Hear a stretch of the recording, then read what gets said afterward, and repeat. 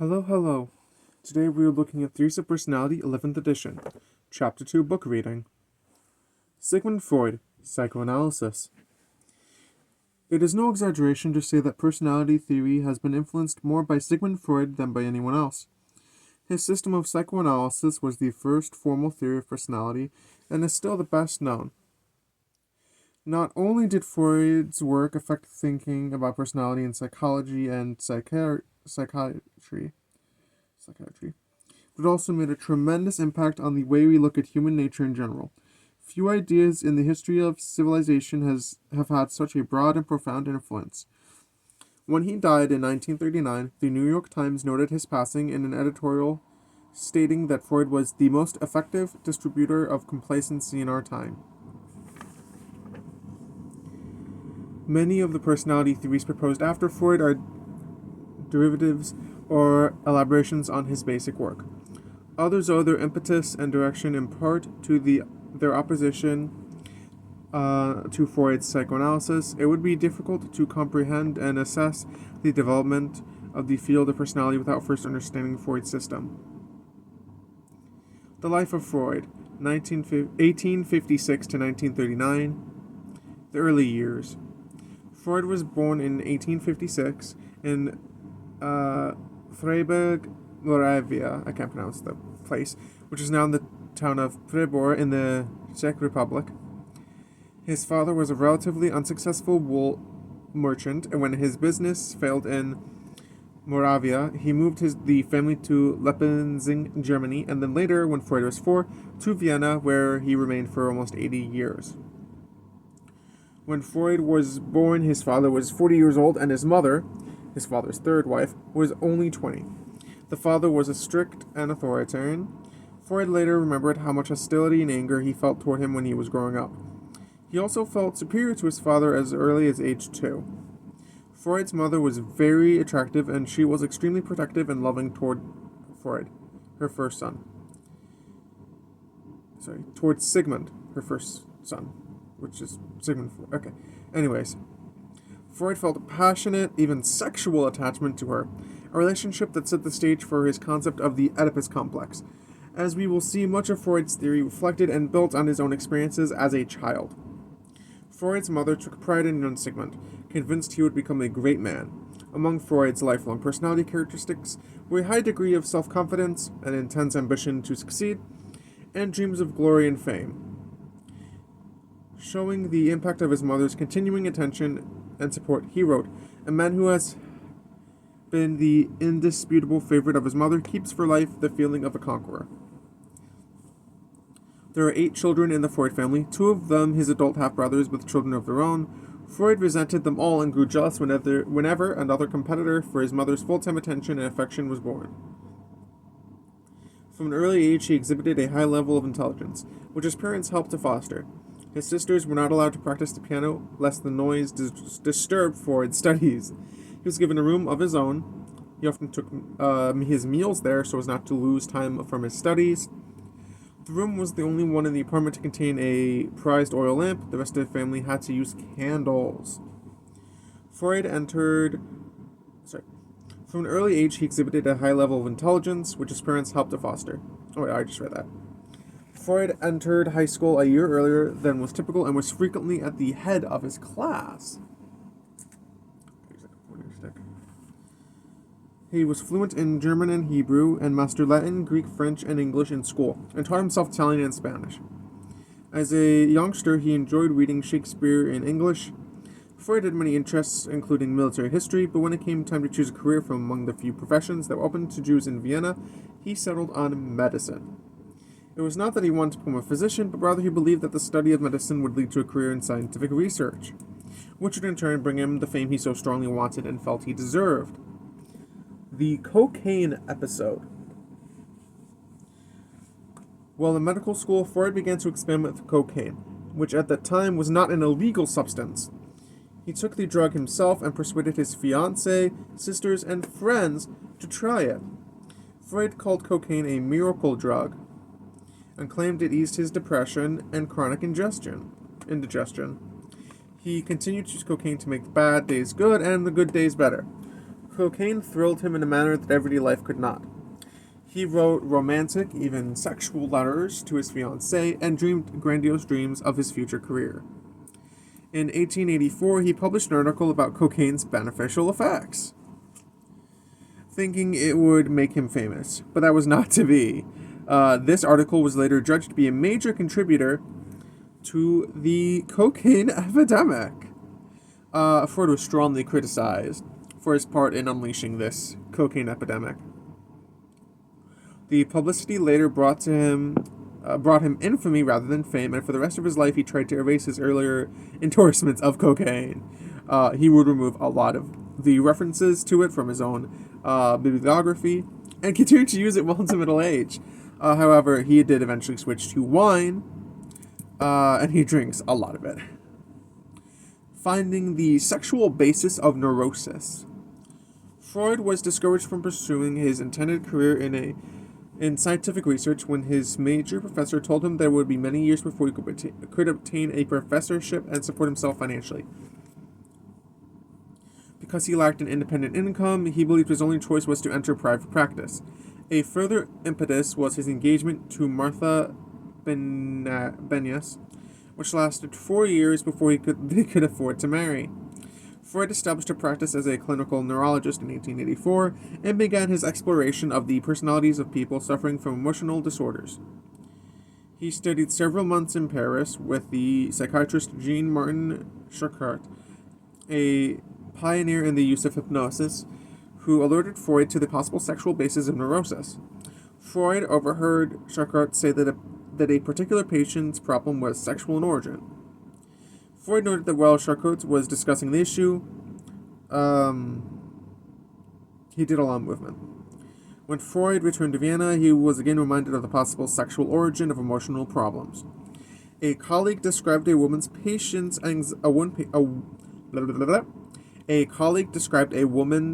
anxiety, which the therapist believed stemmed from her husband's impotence. Basically, as a result of all these things and his own sexual issues, Freud was led to consider the possibility of a sexual basis for emotional disturbance. Childhood sexual abuse, fact or fantasy. So, I kind of want to skip that part. But it's part of the book. After several years in clinical practice, Freud was increasingly convinced that sexual conflicts were the primary cause of all neurosis. He claimed that the majority of these women patients reported traumatic sexual experiences from their childhoods. Today we call such experiences child abuse, and they often involve stuff that I'm just going to skip those words because that makes me uncomfortable. Freud believed all these early sexual traumas caused neurotic behavior in adulthood. Wow. Yeah, that's heavy. Eventually, he did change his mind about these things. I'm skipping words here because I'm skipping a lot of things, because a lot of this is just Freud. Freud is not the best at this kind of subject, so I'm gonna just skip. Okay, Freud's own sex life. Ooh, okay, lovely topics. I hate this so much about Freud's life. He's full of sex, and he's not full of sex, but all of his research and information is relating around sex and sexual history and his own sex life, and he's really messed up, I feel. Okay, anyways, let's actually get to reading. That's what I'm doing. I'm supposed to be reading. Okay, because I skipped all that stuff already. Freud's own sex life. It is a paradox that Freud, who emphasized the importance of sex in emotional life, experienced so many personal sexual conflicts. He was very shy and afraid of women. He was a virgin when he married at 30. His attitude towards sex was negative. He wrote about the dangers of sex, even for those who are not neurotic, and urged people to rise above this common animal need. The sex acts was degrading because it contaminated both mind and body. He apparently ended his own sex life at 41. He abstained from sex because he disliked a lot of resources there for it. Freud blamed his wife for the termination of his sex life, and for many years he had dreams involving his resentment toward her. Freud's periods of impotence may also have been relative to this fear that Martha would become pregnant again. Freud's neurotic episode. Freud's personal frustrations and conflicts about sex surfaced in the form of neurosis. In the same way he believed sexual difficulties affected his patients in his 40s, he experienced a severe neurotic episode, which he described as involving odd states of mind not intelligible to consciousness, cloudy thoughts, and veiled doubts. He was also troubled by a variety of physical symptoms, including migraine, headaches, urinary problems, and a spastic colon. He worried about dying, feared for his heart, and became anxious about travel in open spaces. Wasn't doing so hot. He diagnosed his condition as anxiety neurosis and neurasthenia. Can't pronounce that word. A neurotic condition characterized by weakness, worry, and disturbances of digestion and circulation. He traced both disturbances to an accumulation of sexual tension. In his writings, he proposed that it resulted from personal self-pleasure, just a lot of sex stuff. I'm just skipping because I don't like I understand the history behind how this occurs and yada yada yada and yada yada yada, and his history is very important as a basis for his theories, but it's just like, jeez Louise, this guy was messed up in a lot of regards, I feel, when it comes down to this. Anyways, let's analyze his dreams. He psychoanalyzed himself through the study of his own dreams, a process he continued for the rest of his life. It was during this period that he performed his most creative work in developing the theory of personality. Through the exploration of his dreams, he realized for the first time how much hostility he had toward his father. He recalled his childhood sexual longings for his mother and dreamed of relations with his daughter. It's very... I actually read this once before this reading, and I just... oh my gosh. It's very uncomfortable learning his thoughts and feelings towards his family and his daughters. Okay. Yeah, what the hell? Freud's ideas attract attention, because of course it would attract attention. As his work became known through published articles and books, as well as papers presented at scientific meetings, Freud attracted a group of disciples who met with him once a week to learn about his new system. Freud's daughter, Anna, described the early disciples as a bit more charitably as the unconventional ones, the doubters, their own neurotic people. The disciples included Carl Jung and Alfred Adler, who later broke with Freud to develop their own theories. Freud considered them traitors to the cause and never forgave them. At home, Freud led a disciplined and regimented life. Freud comes to America. In 1909, Freud received formal recognition from the American psychological community. He was invited to give a series of lectures at Clark University in Worcester, Massachusetts, and to receive an honorary doctoral degree. Although grateful for the honor, Freud did not like the United States and complained about its informality, bad cooking, and scarcity of bathrooms. Jeez. He blamed New York for a lot of things involved in the bathroom and digestion. Freud's system of psychoanalysis was warmly welcomed in the United States. 2 years after his visit, American followers founded the American Psychoanalytical Association and New York Psychoanalytic Society.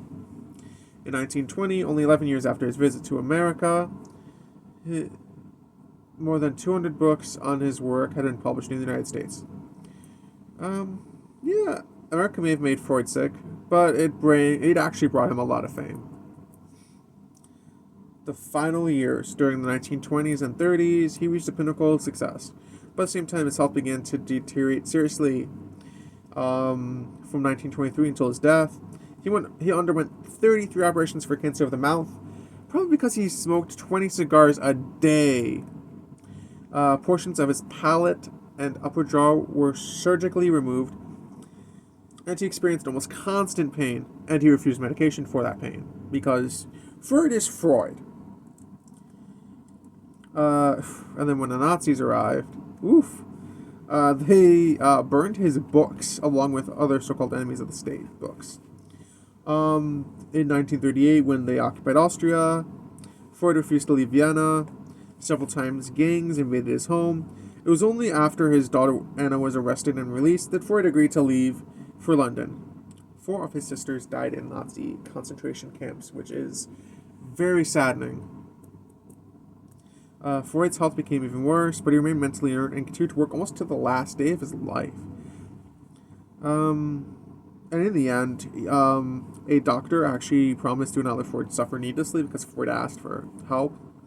And he administered 3 injections of morphine, each dose greater than necessary, and basically, it's basically assisted suicide, assisted self-deletion. Very messed up when you think about just how easily that could happen back then, and not many people would question it. Anyways, time to actually get into his theories. Jeez Louise, spent the last 16 minutes talking about his history. Jeez Louise. Freud, am I right, guys? But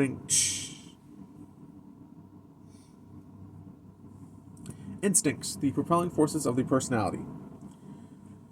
Freud wrote that instincts were the basic elements of the personality, the motivating forces that drive behavior and determine its direction. The stimuli for instincts, hunger and thirst, for example, are eternal. When a need such as hunger is aroused in the body, it generates a state of psychological excitation or energy. The mind transforms this bodily energy into a wish. It is this wish, the mental representation of the psychological need, that it is the instinct or driving force that motivates the person to behave in a way that satisfies the need. A hungry person, for example, will look for food.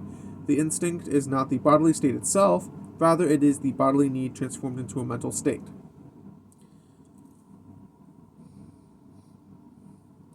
When the body is in such a state of need, the person experiences a feeling of tension or pressure. The aim of the instinct is to satisfy the need and thereby reduce the tension. Freud's theory is therefore a homeostatic approach, meaning that we are motivated to restore and maintain a condition of psychological equilibrium or balance to keep the body free of tension.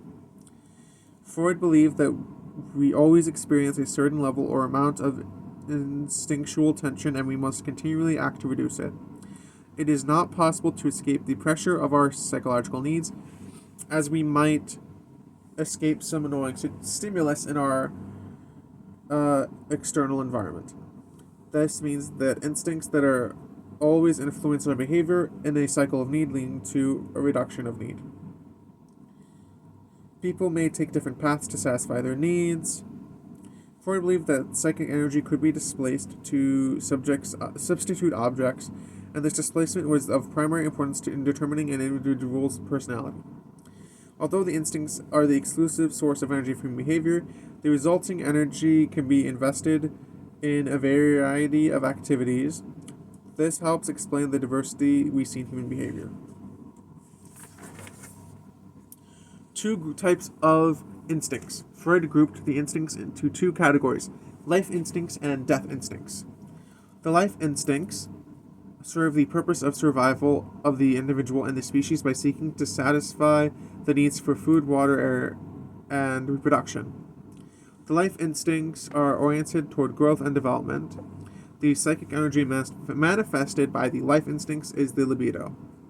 The libido can be attached to or invested in objects, a concept Freud called cathexis. If you like your roommate, for example, Freud would say that your libido is cathected to him or her. The life instinct Freud considered most important for the personality is sex, which he defined in broad terms. He was not referring exclusively to the act, but also included almost all pleasure behaviors and thoughts. He described his view as enlarging or extending the accepted conception of sexuality. He considered the sexual impulses to include all of those merely affectionate and friendly impulses to which usage applies the exceedingly ambiguous word love. Freud regarded sex as our primary motivation. Erotic wishes arise from the body's androgynous zones. He suggested that people are predominantly pleasure-seeking beings, and much of this personality theory revolves around the necessity of inhabiting or suppressing our sexual longings. The death instincts. In opposition to the life instincts, Freud postulated the destructive or death instincts. Drawing from biology, he stated the obvious fact that all living things decay and die, returning to their original inanimate state, and he believed that people have an unconscious wish to die. One component of the death instincts is the aggressive drive, which he saw as the wish to die turned against objects other than the self. The aggressive drive compels us to destroy, conquer, and kill. Freud came to consider aggression as compelling a part of human nature as sex. Freud developed the notion of the death instincts later in his life as a reflection of his own experiences. He endured the psychological and physiological debilitations of his age. His cancer got worse, and he witnessed the large-scale carnage of World War I. In addition, one of his daughters died at 26, leaving 2 young children. All these events affected him deeply, and as a result, death and aggression became major themes in his theory, and in his own life as well. The concept of death instincts achieved only limited acceptance, even among Freud's most dedicated followers. The levels of personality. Freud's original conception divided personality into 3 levels: the conscious, the preconscious, and the unconscious. The conscious, as Freud defined the term, corresponds to its ordinary everyday meaning. It includes all the sensations and experiences of which we are aware at any given moment. As you read these words, for example, you may be conscious of the page, a message you want to send a friend, and someone playing loud music next door.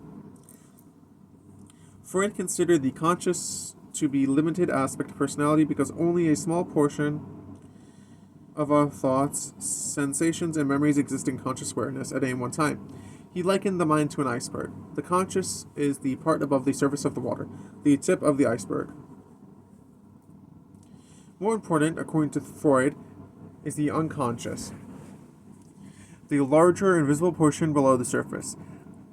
This is the focus of the psychoanalytic theory. In vast dark depths are the home of the instincts, those wishes and desires that direct our behavior. The unconscious contains the major driving power behind all behaviors and is the repository of forces who we cannot see or control.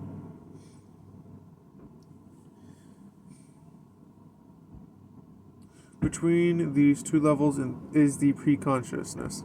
This is the storehouse of all our memories, perceptions, and thoughts of which we are not consciously aware at the moment, but that we can easily summon into consciousness.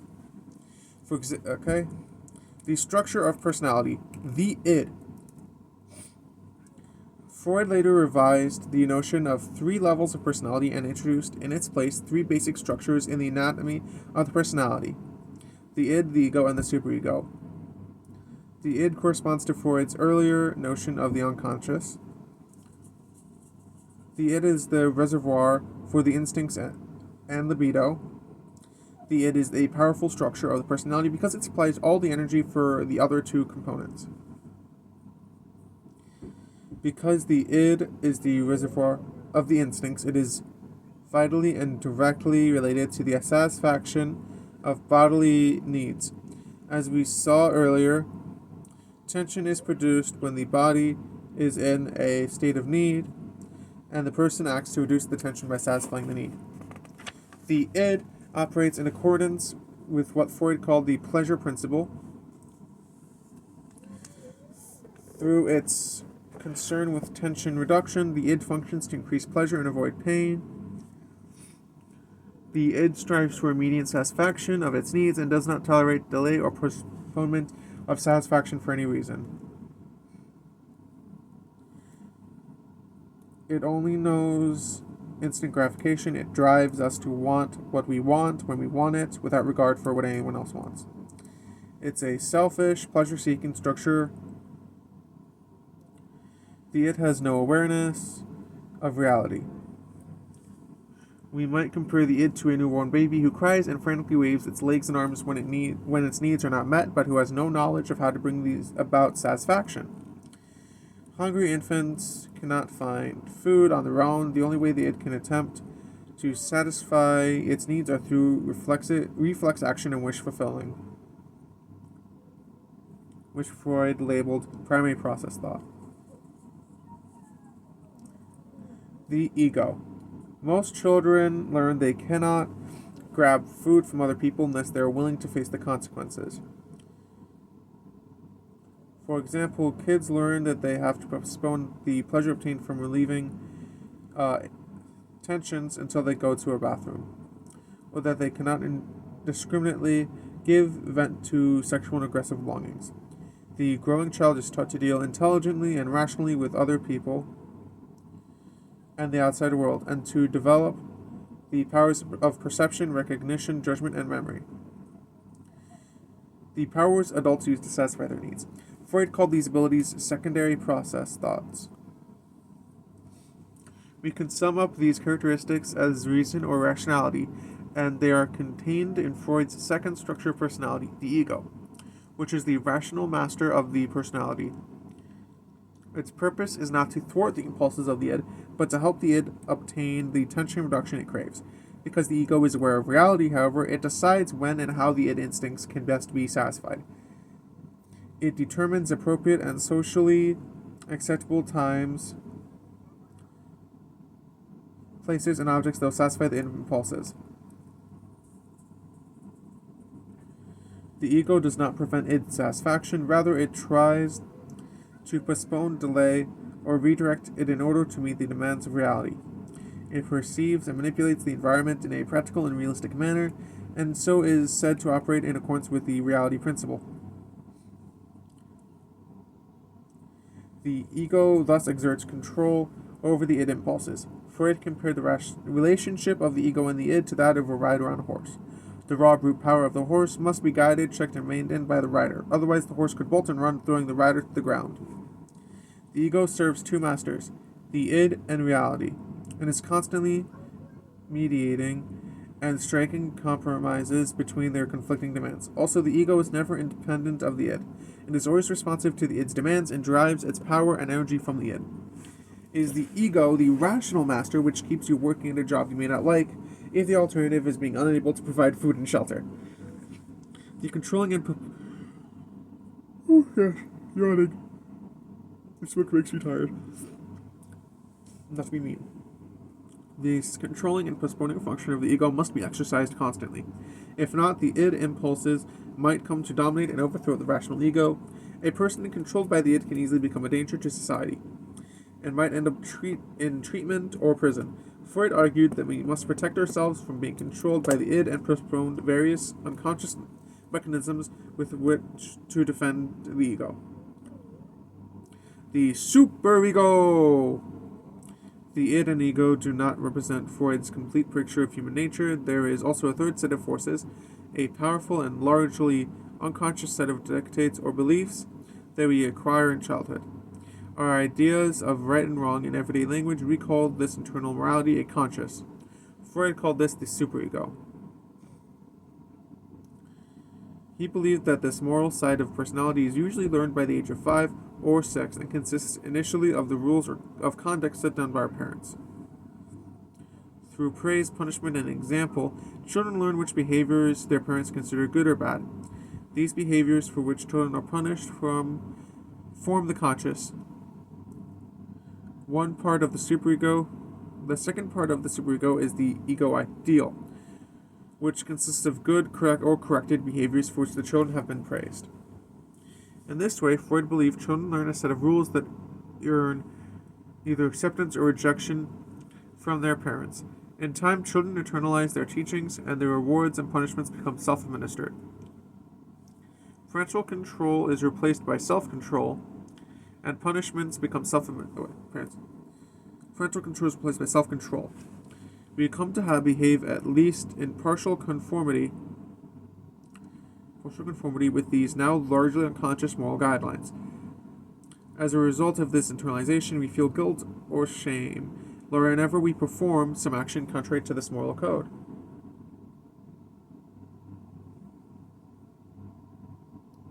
As the ultimate arbiter of morality, the superego is relentless, even cruel, in its constant quest for moral perfection. It never lets up in terms of intensity, irrationality,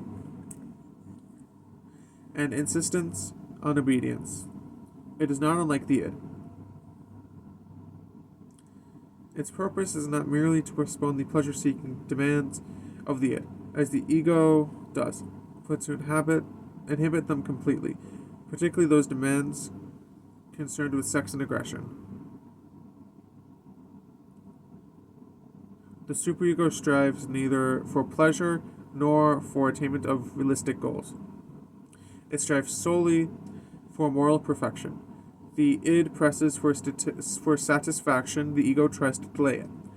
And when the superego urges morality above all, like the id, the superego admits no compromise with its demands. The ego is caught in the middle, pressured by these insistent and opposing forces. Thus, the ego has a third master, the superego. To paraphrase Freud, the ego has a hard time of it, pressured on three sides, threatened by three dangers: the id, reality, and the superego. The inevitable result of this friction, when the ego is too severely strained, is the development of anxiety. Anxiety, a threat to the ego. You already have a general idea of what the word anxiety means because you know how you feel when you're anxious about something. Anxiety is not unlike fear, but we may not know what we're afraid of. Freud described anxiety as an objectless fear, meaning that we cannot point to its source, to a specific object that caused it. Freud made anxiety an important part of his personality theory, asserting that it is fundamental to the development of all neurotic and psychotic behavior.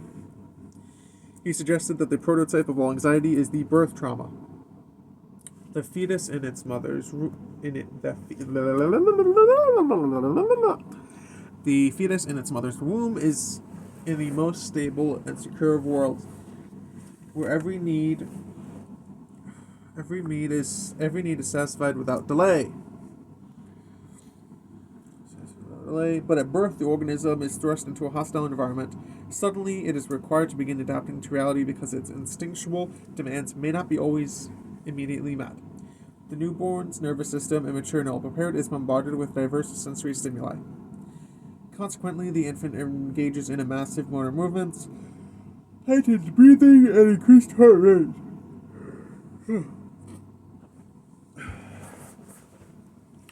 This birth trauma, with its tension and fear that the instincts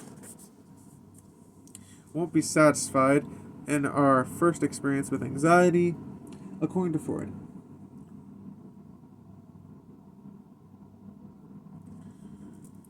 From it, the pattern of recognitions and feelings that occur every time we are exposed to some threat in the future develops.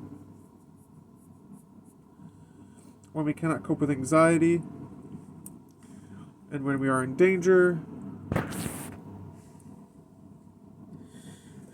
when we are in danger of being overwhelmed by it, the anxiety is said to be traumatic. What Freud meant by this is in that the person, regardless of age, is reduced to the state of helplessness that is experienced in infancy. In adult life, infantile helplessness is reenacted to some degree whenever the ego is threatened.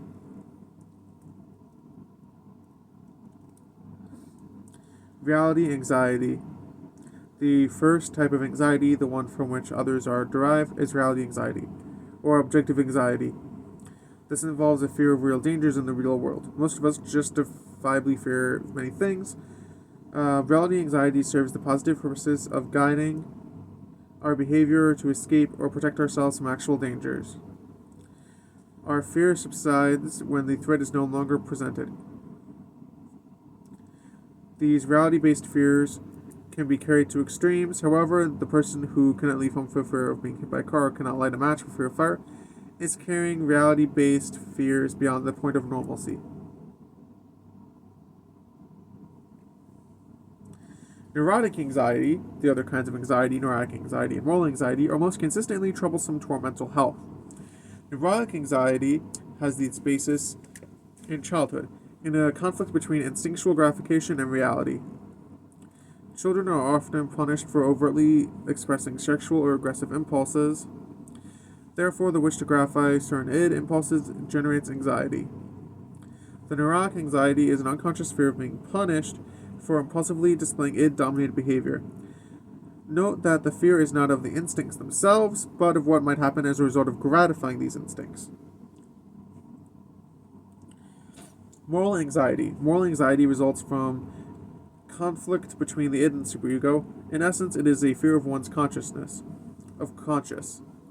When you are motivated to express an instinctual impulse that is contrary to your moral code, your superego retaliates by causing you to feel shame or guilt.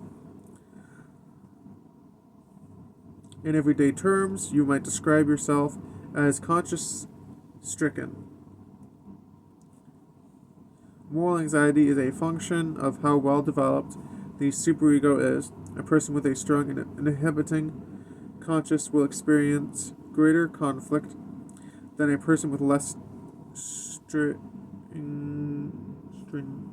stringent set of moral guidelines, like neurotic anxiety. Moral anxiety,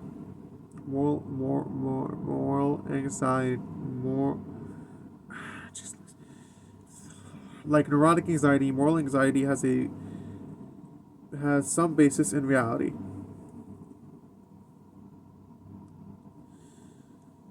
Children are punished for violating their parents' moral codes, and adults are punished for violating security moral code. The shame and guilt feelings of moral anxiety arise from within. It is our conscience that causes the fear and the anxiety. The purpose of anxiety. Anxiety serves as a warning to the person that something is amiss within the personality. Anxiety induces tension in the organism,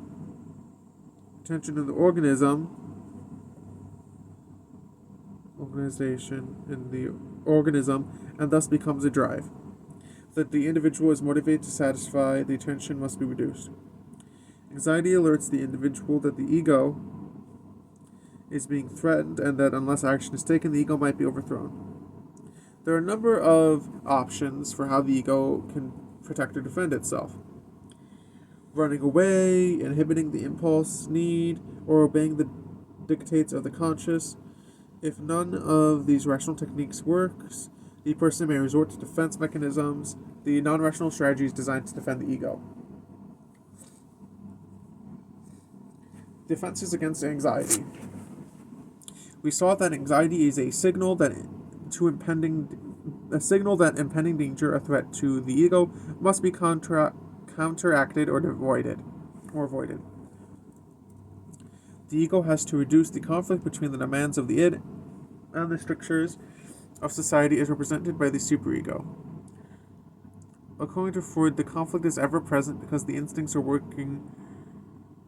are always pressing for satisfaction, while the taboos of society are always working to limit such satisfaction. Freud believed that defenses must, to some extent, always be in operation. All behaviors are motivated by instincts. Similarly,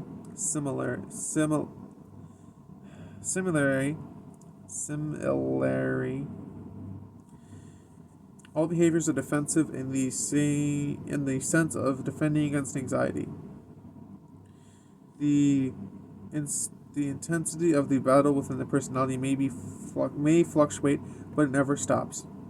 Freud postulated several defense mechanisms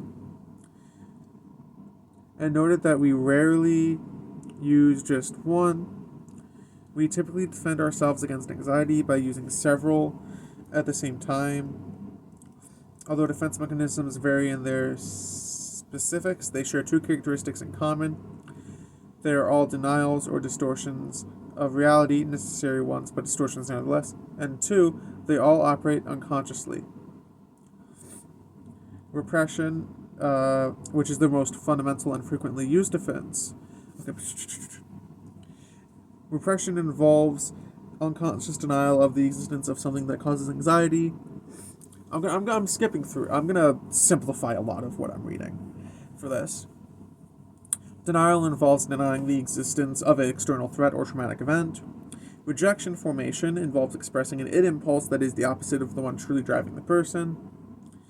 Projection involves attributing a disturbing impulse to someone else. Regression involves retreating to an earlier, less frustrating period of life, displaying the childish and dependent behaviors characterized of the more secure time. Rationalization involves reinterpreting behavior to make it more acceptable and less threatening.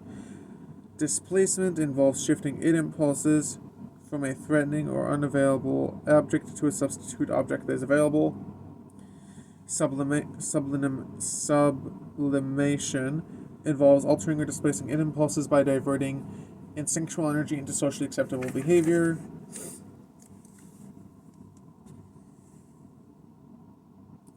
Lying. So I skipped a lot of the long words and stuff to just the very crude cut version of it, because there's a lot that goes into it.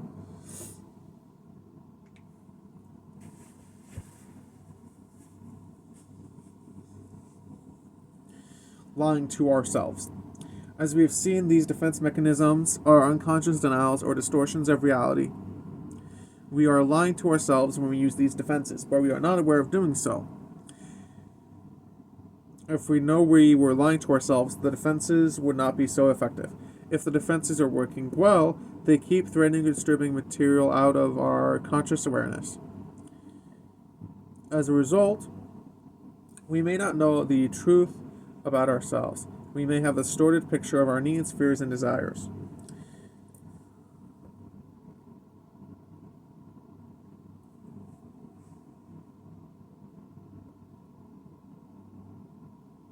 Give me a moment. Sorry, my stuff just went kaput. I'm listening to music while I do this, and it's very tiring to do stuff. It helps, like, keep me focused. Well, I guess it doesn't necessarily help me stay focused, but, I mean, it helps, I feel. It helps, you know, it helps. Where was I? Just give me, like, just, I want the music back on. Lordy Lord. I don't care about these things.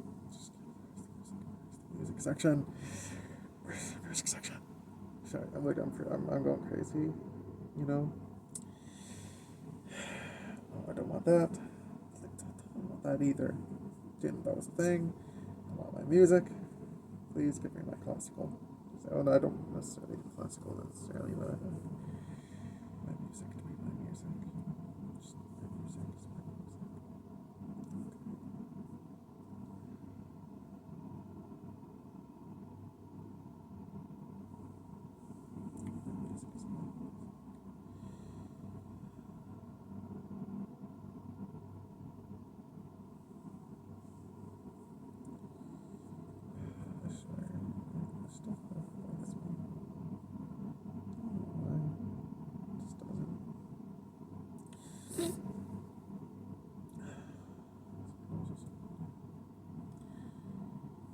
I'm sorry about the wait. Still have a lot of work to get through. There are situations in which the truth about ourselves emerges when our defenses break down and fail to protect us. This occurs in times of unusual stress. When the defenses fail, we are stricken with overwhelming anxiety. We feel dismal, worthless, and depressed. Unless the defenses are restored or new ones formed to take their place, we are likely to develop neurotic or psychotic symptoms. Thus, according to Freud, defenses are necessary to our mental health. We could not survive long without them.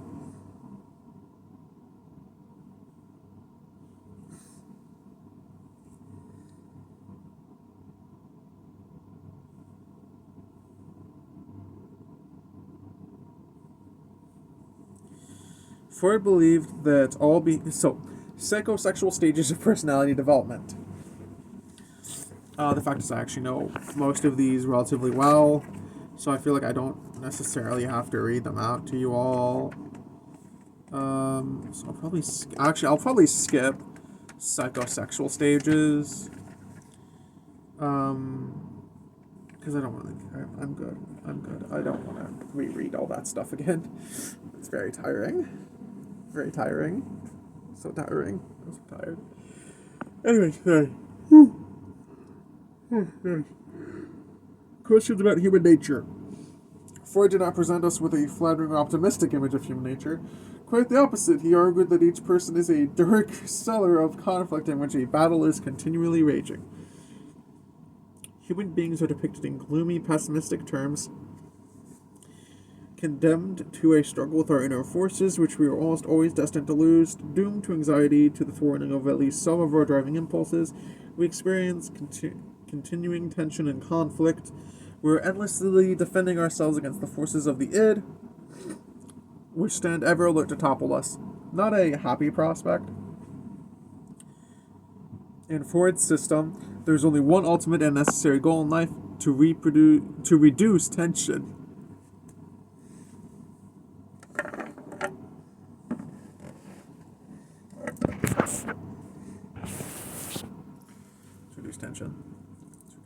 To reduce tension.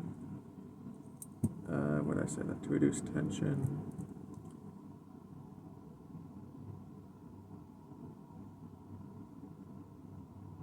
On the nature-nurture issue, Freud adopted a middle ground. The id, the most powerful part of the personality, is an inherited, psychologically based structure as are the stages of psychosexual development. However, other parts of our personality are learned in early childhood from parent-child interactions. Although Freud recognized universally in human nature that we all pass through the same stages of psychosexual development and are motivated by the same id forces, he asserted that part of the personality is unique to each person. The ego and superego perform the same functions for all of us, but their content varies from one person to another because they are formed through personal experience. Also, different character types can develop during the psychosexual stages.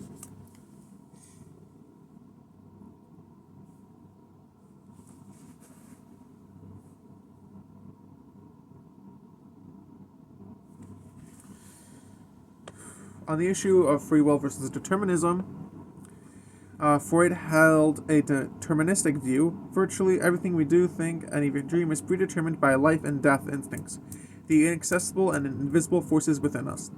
Our adult personality is determined by interactions that took place before we were 5.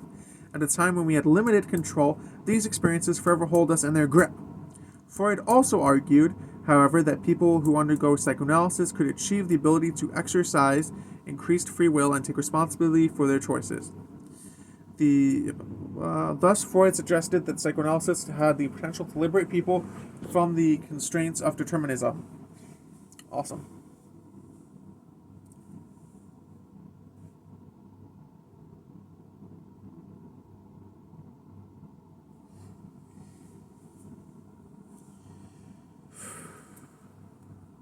Where was I? Assessment in Freud's theory.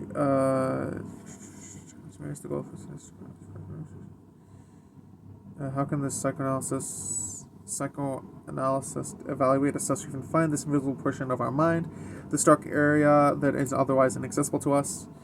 Freud developed 2 methods of assessment: free association and dream analysis. Yay!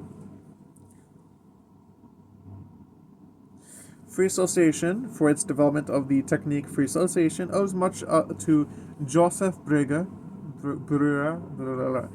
a Viennese physician who befriended Freud during early years in private practice.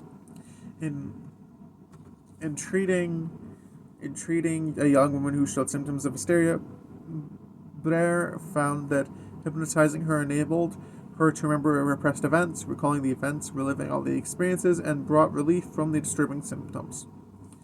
Freud then started using hypnosis with some degree of success and called the process catharsis, from the Greek word for purification. However, he later abandoned hypnosis, partly because he had difficulty hypnotizing some of his patients. Looking for a technique other than hypnosis. For helping a patient recall repressed material, Freud asked patients to lie on a couch while he sat behind it, out of sight. His reason for staying out of sight, hidden from the patients, was both personally and professional. Freud encouraged his patients to relax and concentrate on events in the past. They are supposed to engage in a kind of daydreaming out loud, saying whatever came to mind. Patients were told to express spontaneously every idea and image exactly as it occurred. No matter how trivial, embarrassing, or painful a thought or memory might seem, the memories were not to be omitted, rearranged, or restructured.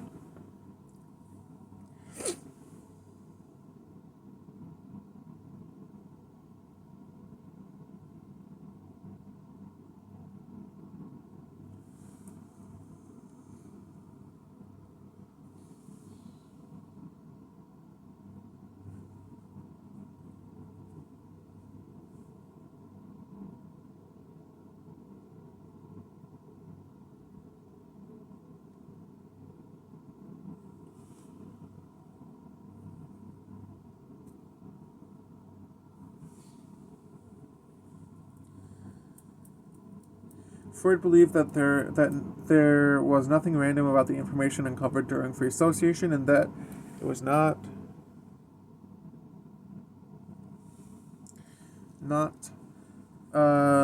subject to a patient's conscious choice. The material revealed by patients in free association were predetermined, forced on them by nature of their conflict. Free association is not always so free. Agreed.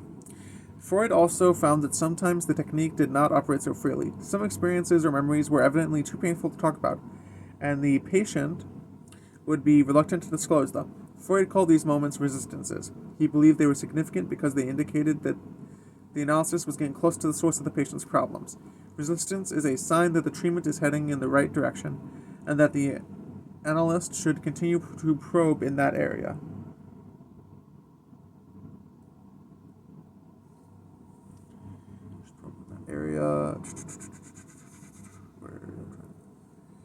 Part of the psychoanalysis test is to break down or overcome resistances so the patient can confront their repressed experiences.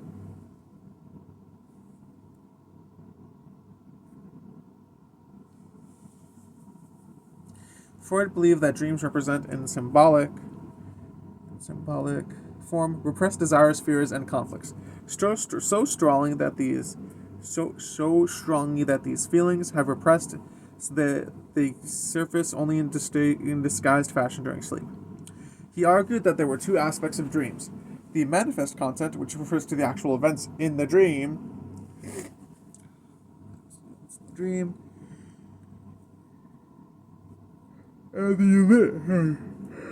the latent content, which is the hidden symbolic meaning of the dream. Over the years, Freud found consistent symbols in his patients' dreams, events that signified the same thing for nearly everyone. Dreams reveal conflicts in a condensed, intensified form.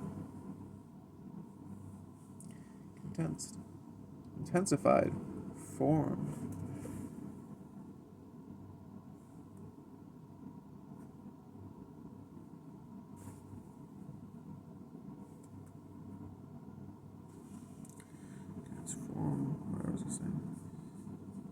Dream events rarely result from a single cause, and any event in a dream can have many sources. Dreams may also have mundane origins. Physical stimuli, such as the temperature of the bedroom or contact with one's partner, can induce a dream. I'm going to skip the study. Both of uncovering the conflicts. Both of these Freudian assessment techniques for association, dream analysis, reveal to the psychoanalyst a great deal of repressed material, but all of it is in symbolic or disguised form. Sorry, my nose is not helping. The therapist must then interpret or translate the material for the patient. Criticism of Freud's research. Freud's major research method was the case study, which we saw in Chapter 1, has several limitations. It does not rely on objective observation, the data are not gathered in systemic fashion, and the situation... Pardon me, sorry. Oh, gosh, my chest hurts.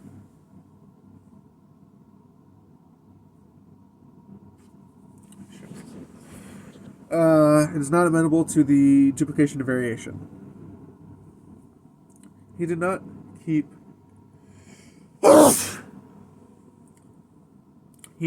good records, and he would usually write the notes way later on.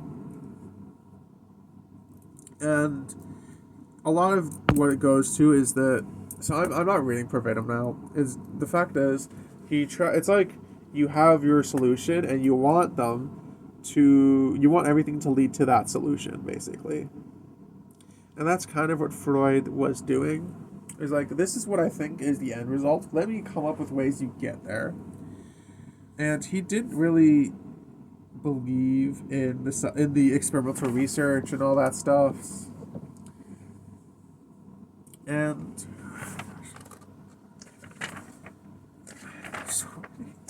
why is there so many more pages? Okay.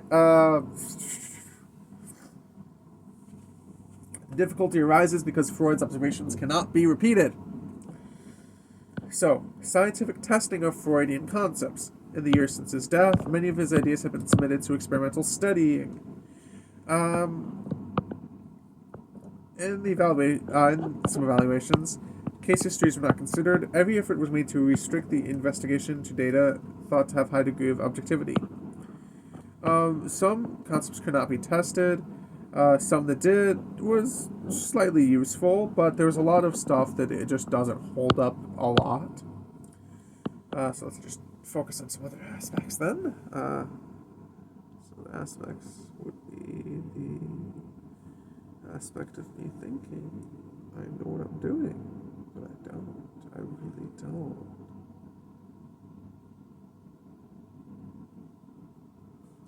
Anyways.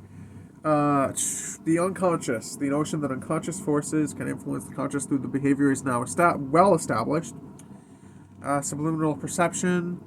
Much research on the nature of the unconscious involves subliminal perception, in which stimuli are presented to people below the level of conscious awareness. A lot of these are just studies that people have done around these things. Effects on behavior. More studies. Effects on emotional processes. More studies. The ego. Ego control, as you expect from the name, is close to Freud's original conception. The amount of control we are able to exert over our impulses and feelings. Ego resiliency refers to our flexibility in adjusting or changing our typical level of ego control. Ego control among children is very difficult. Blah blah. I kind of want to just skip the last stuff, and I'm tired.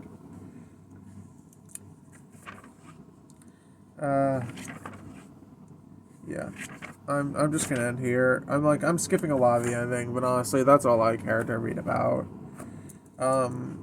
His daughter, continued analysis for this kind of stuff. Okay, thank you for joining me for Chapter 2 reading. I'm tired. Goodbye, have fun, have a lovely day, y'all.